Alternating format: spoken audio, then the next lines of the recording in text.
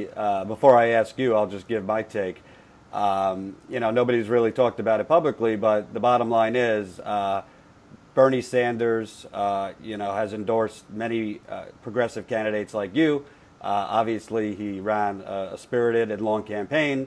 Since the DNC, he's been kind of quiet. He has plans this week to do a live webcast to his supporters, kind of as a preview to his new organization. He's establishing a progressive organization called Our Revolution.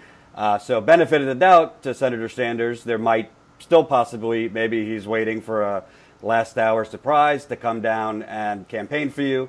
But the bottom line is, down the home stretch, if I'm being real, he's kind of, left you without swimming without a paddle. You're one of the highest profile Bernie-crats. And frankly, I think, and many progressives think, he needs to be down there with you. There's different theories on why he hasn't come down to campaign with you. But needless to say, in a close race, I don't really buy you're down by 10 points based on only 400 people polled. I think Senator Sanders, who right now is polling at 80% in that area, might be able to put you over the top. So I think you should be down there. Have you had any conversations? And what's your take on the fact that the highest profile progressive isn't down there for what I think is the most high profile progressive race in the country? Well, frankly, it is a bit disappointing. I had never sought Senator Sanders' endorsement. It came out of the blue, and I certainly welcomed it, and it gave a boost to our campaign. At the time of the convention in Philadelphia, he certainly raised expectations. He had several interviews in which he talked about campaigning for 100 down ballot races.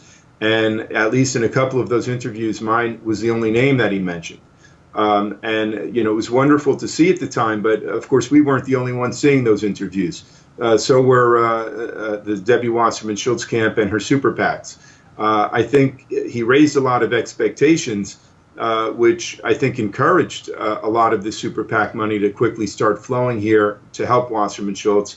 And it galvanized the establishment. It motivated them to mobilize to defend Wasserman Schultz. And we got a string of folks coming down here, from Hillary Clinton to Nancy Pelosi to perhaps Bill Clinton is next.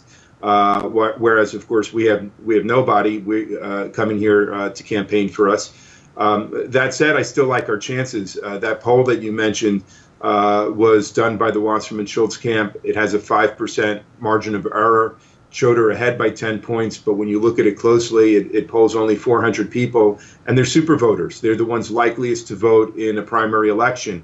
We've spent months expanding the field, and there are a lot of folks now who don't normally vote in off-year primaries in August who suddenly are, and the early votes that have been cast through vote by mail and early voting sites are showing that there's a surge in new voters. Or I should say, unlikely voters who have been registered Democrat, and they usually vote in presidential elections. So we're really of the mind that this is a dead heat.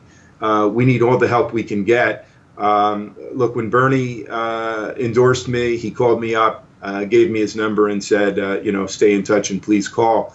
And I have, and I'm waiting for Bernie to return my call, and not just Bernie, a couple of people very high up in his camp.